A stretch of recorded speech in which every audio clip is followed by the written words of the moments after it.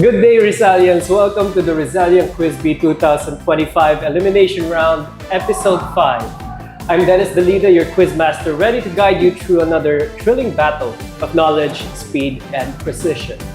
Today, our contestants will face questions across mathematics, science, Philippine history, geography, and general information. 3 rounds, 15 categories, and only the sharpest minds will continue their journey toward the finals.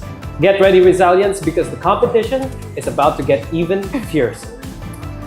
Now let's introduce our contestants for today. First and foremost, he is a third-year legal management student under the College of Business Administration and Accountancy.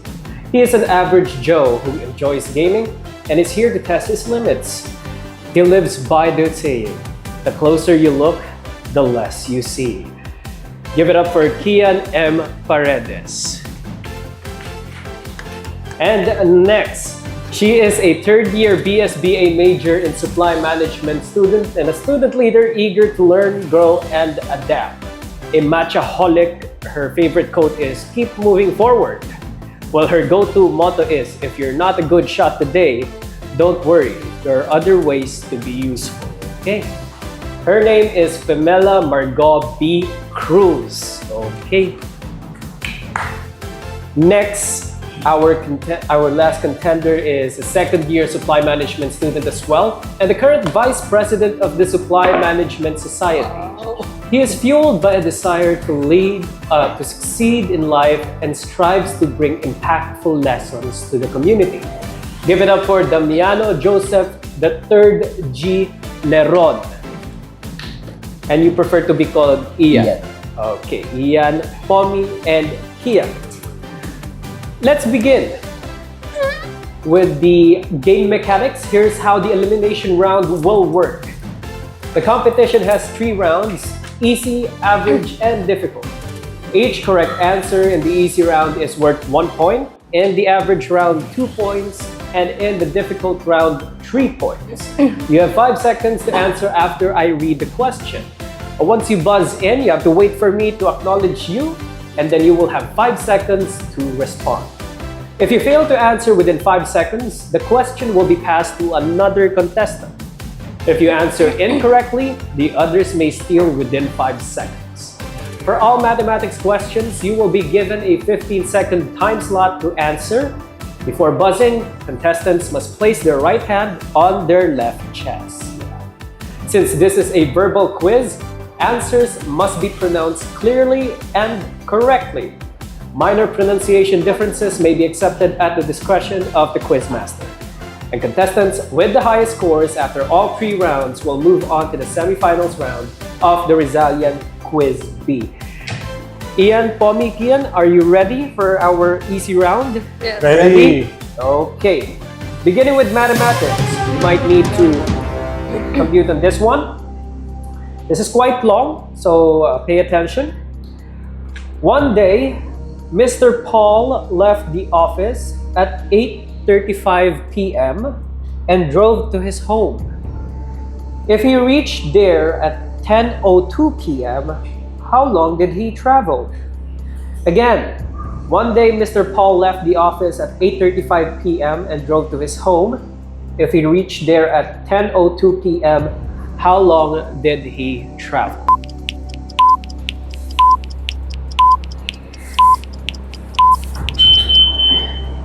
Yes, Ian. 2 hours 17 minutes. I'm sorry? 2 hours 17 minutes. 2 hours and 17 minutes. That is not correct. That's okay. Pomi and Kean, you can still steal. Okay. And time is up. That's okay, Pomi and Kean. But the correct answer is 1 hour and 27 minutes or 87 minutes. That's okay. And for the next one. Wow. For BA students. Not really. But freight charges of a certain courier company are as follows. 40 pesos for the first 2 pounds and 15 for each of the succeeding pound weights of parcels. At this rate, what amount would be charged on a package which weighs 30 pounds? Again, freight charges of a certain courier company are as follows. 40 pesos for the first 2 pounds and 15 for each of the succeeding pound weights of parcels. At this rate, what amount would be charged on a package which weighs 30 pounds? 30 pounds. 30. 30.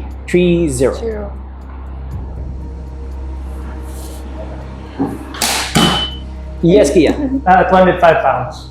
205. 205 pesos. 205 pesos is incorrect. Ian, Pomi, you can still steal if you already have an answer or are close to getting one.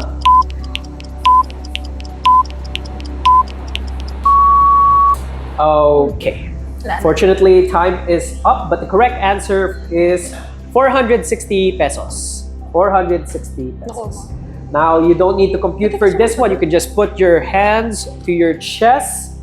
First one to press the buzzer and to be acknowledged first will answer. In our science category, first question is, what is the symbol for the element iron? Again, what is the symbol for the element iron? Ian. Fe. Fe is correct. Now, second question in our science category. What is the main source of energy for the Earth? Again, what is the main source of energy for the Earth? Energy. Yes, Kean. Is it core? Coal? Core. Core? It is not the core. Ian, Pomi, you can take a guess. Okay, fortunately time is up, but that's okay. Sun nga. The main source of energy for the Earth is the sun. Sun nga. The sun. Solar. Sun nga. It's okay. Kasi di na sumagot. Makakabawi naman. Makakabawi naman. Next is Philippine history.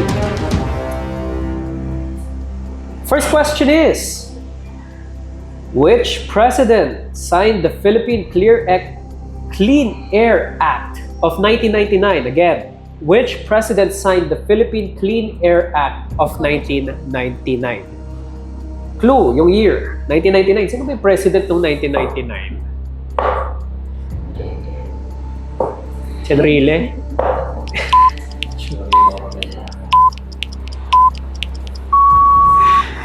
Okay, time is up. But the president who signed that act is Joseph Ejercito Estrada. ERAP. Okay. Second question for Philippine history. Which Spanish explorer is credited with naming the Philippines after King Philip II of Spain? Which Spanish explorer is credited with naming the Philippines after King Philip II of Spain? Yes, Kean. I'm winging it. Magellan. Magellan. Unfortunately, it is not Magellan. Ian and Pomi. If only Magellan got out of Mactan, di ba? Okay. 5 seconds are up. The correct answer is Ruy Lopez de Villalobos. Ruy Lopez de Villalobos. Kalimutan ko yun. That's, nakalimutan mo. Labay. Parang mga alam. Okay. Second to the last category for our easy round is geography. The first question is, which country is known as the land of the rising sun? Yes, Ian. Japan. Japan is correct. Liz. Next, what is the capital of India? Capital of India.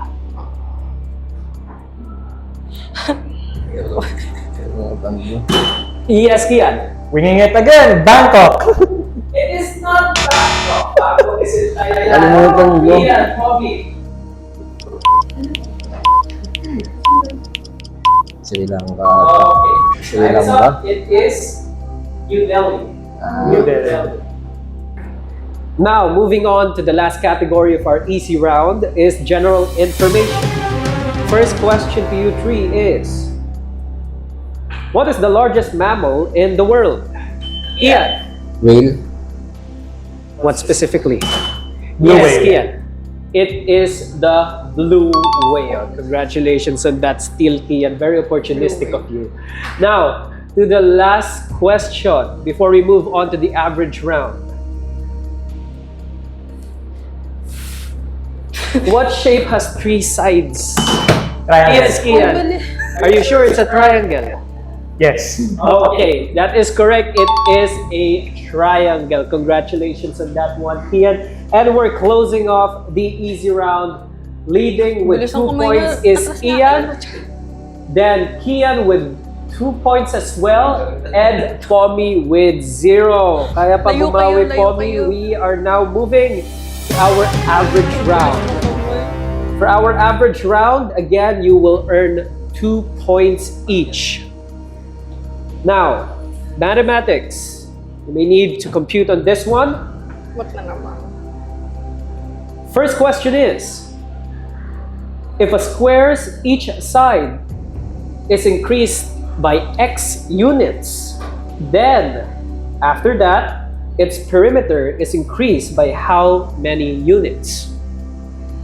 If a square's each side is increased by x units, then after that, its perimeter is increased by how many units? So this is more of a word problem.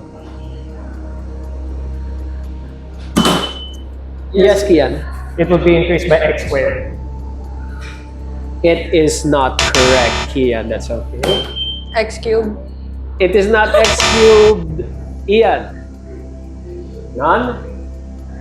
Still have time if you want to steal. Okay. Correct answer is 4x. Oh. 4x. Alalim na iniisip Okay. natin. Second question, still in mathematics. If the sum of the first 2 of the 5 consecutive odd integers is 52, what is the sum of the last 2 integers? Again, if the sum of the first 2 of the 5 consecutive odd integers is 52, what is the sum of the last 2 integers?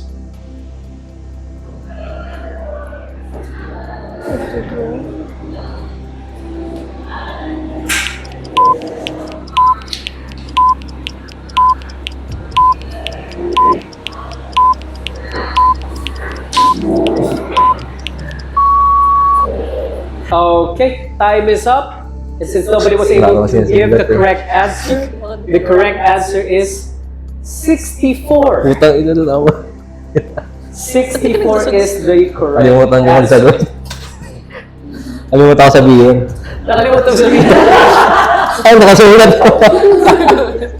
Nakasulat na. Okay, sige, bawi na lang. Science. Let's put our hands to our chest. And, yep, first question in the category of science in the average round. What is the main gas that contributes to the greenhouse effect? Ian, Carbon dioxide. carbon dioxide is correct. Congratulations. Next, what kind of eclipse occurs when the moon passes between the earth and the sun? Yes, Kian. A solar eclipse? It is a solar eclipse. Bilis naman Congratulations on that one, Kian. Pomi, that's okay. Kaya pa bumawi. Baka mamaya matuloy-tuloy mo sa difficult round. So, Philippine history again. First question is, who was the first American Governor General of the Philippines? Again, who was the first American Governor General of the Philippines? Who also later on became President of the United States?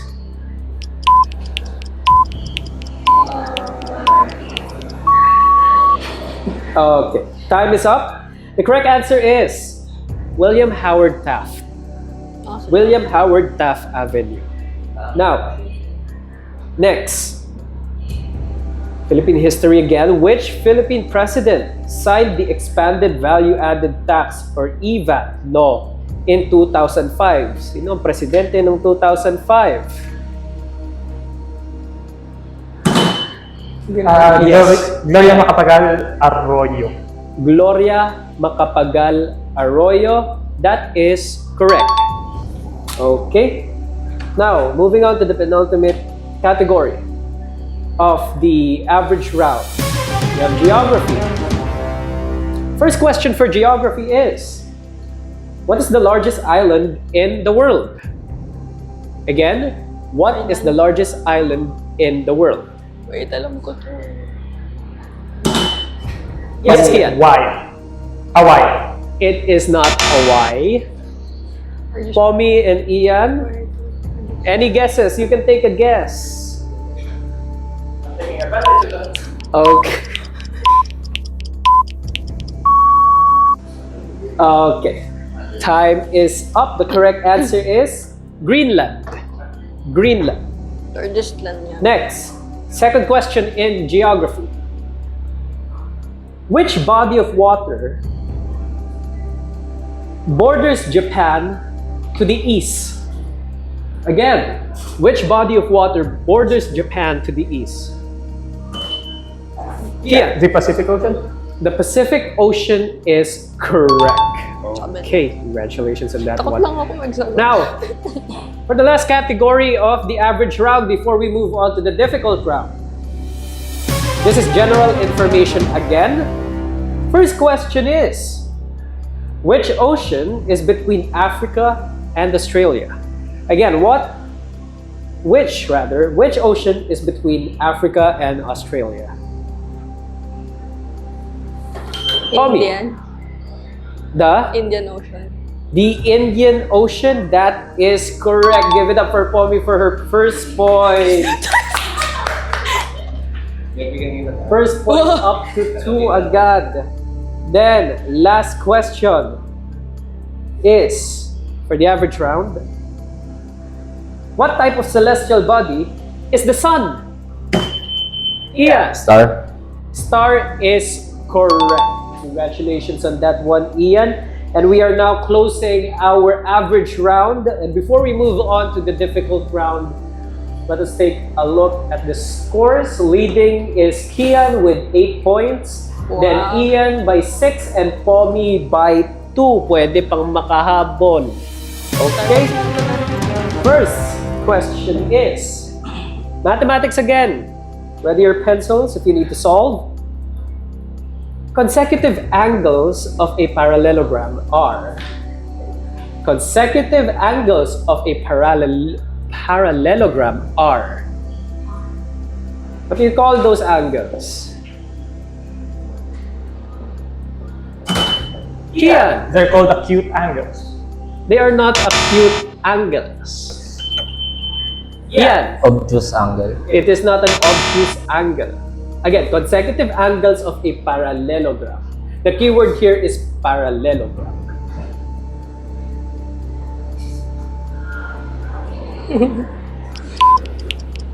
Pomi.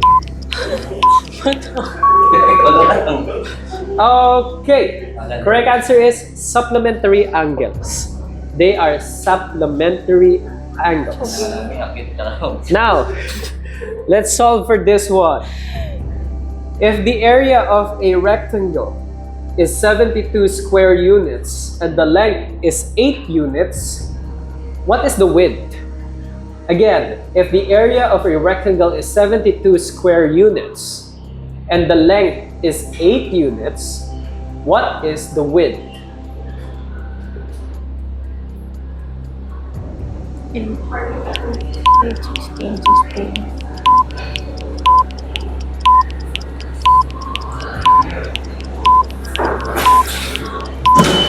Kean, I'm guessing it 9 units? 9 units? Are you sure, Ian? Kean? Yes. Congratulations, because it is 9 units. Wow. Congratulations on that one, Kean. Moving on now to the next category, which is science.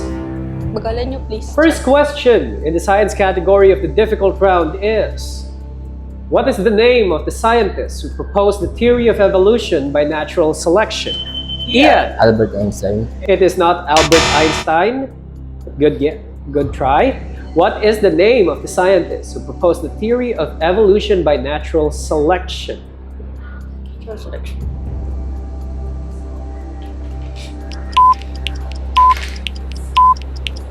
Let's go.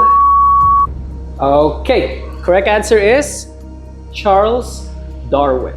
Charles Darwin. Next, for the science category, what is the name of force that opposes motion? Yes. Gravity. It is not gravity, but that's okay. To finish the question though is, what is the name of force that opposes motion between two surfaces in contact? Friction. Friction is correct. Congratulations on that one, Kean. Now, to the next category, Philippine history. What was the name of the program that distributed land to farmers as part of agrarian reform launched under President Corazon Aquino? Again, what was the name of the program that distributed land to farmers as part of agrarian reform launched under President Corazon Aquino?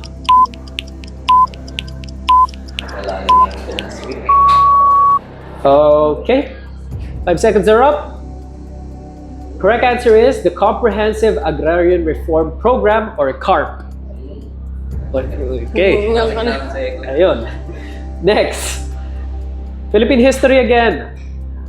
Who is the father of the Philippine Army? Again, who is the father of the Philippine Army?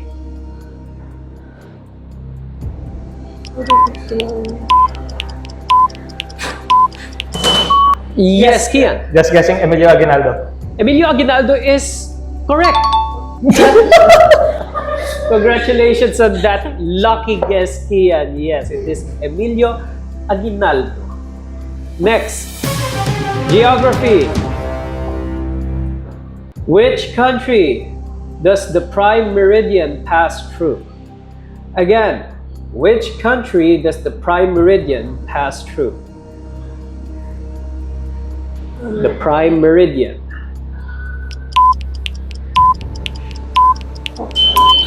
Yeah. Philippines. It is not the Philippines. Far off. It is the United Kingdom through Greenwich. It is the United Kingdom through Greenwich. Next, for geography. Which Asian river runs through Bangkok? Again, which Asian river runs through Bangkok?